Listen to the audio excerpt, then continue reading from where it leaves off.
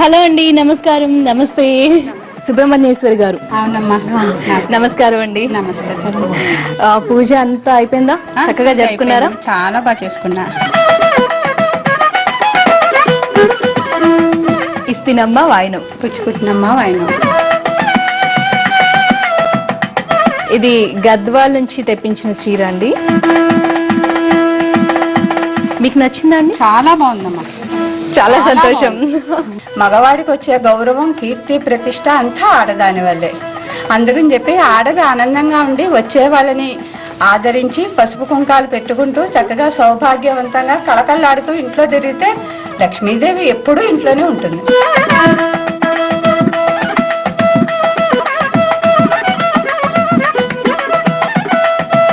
బండికి 2 చక్రాలు సమానంగా పరిగెత్తినప్పుడే ఆ బండి నడుస్తుంది.